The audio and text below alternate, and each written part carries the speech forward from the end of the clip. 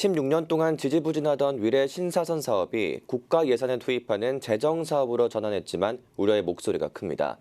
기획재정부의 예비 타당성 조사를 통과해야 하는 등 높은 문턱을 다시 넘어야 하기 때문인데요. 지역 주민들과 정치권 일각에선 서울시와 정부가 즉각 해결책을 제시하고 문제를 풀어내야 한다는 입장입니다. 보도에 유승한 기자입니다.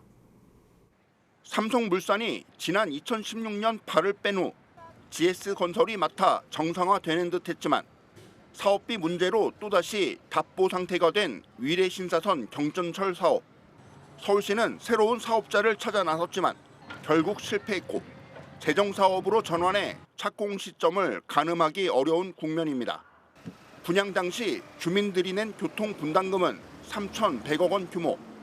16년 전 정부는 2021년부터 위례 신사선을 타고 10분이면 강남으로 갈 수 있다고 홍보했습니다.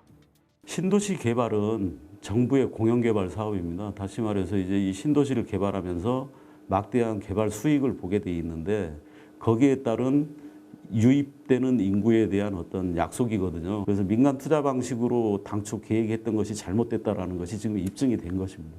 애당초 민간 투자 방식으로 추진한 것부터 문제였다는 지적과 함께 서울시와 정부를 향한 비난 여론도 거세지고 있습니다.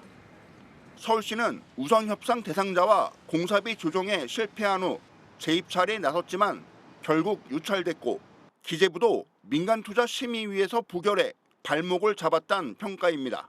2018년부터 그 민자적격 심사도 이제 통과했고, 그리고 그 우선 협상 대상자도 이제 그 GS 정해졌고, 근데 실시 협약안까지 마련한 거가 2018년에서 2022년까지거든요.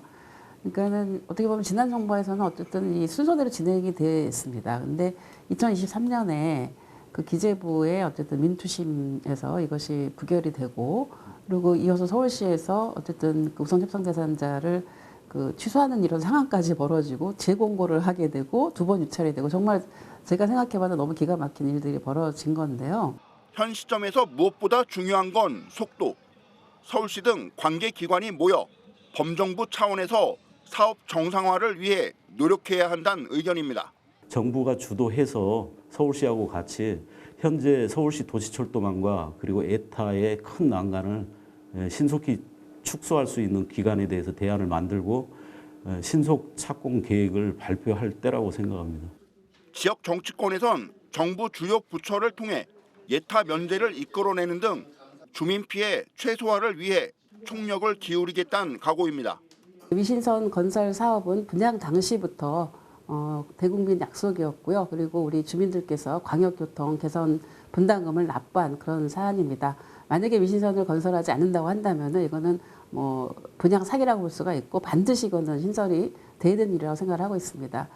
신설을 하기 위해서는 지금 공공재정사업으로 전환하는 만큼 서울시에서도 빨리 이것을 계획을 확정 짓고 또 기재부와 국토부를 통해서 공공사업을 할 수 있도록 재정과 그리고 예타 면제가 진행될 수 있도록 전 남인수는 최선을 다하도록 하겠습니다. 10년 넘게 희망 고문만 계속하며 제자리 걸음을 되풀이하고 있는 위례 신사선. 서울시와 정부는 책임 있는 자세로 문제를 신속하게 풀어내야 할 때입니다. 딜라이브 뉴스 유승환입니다.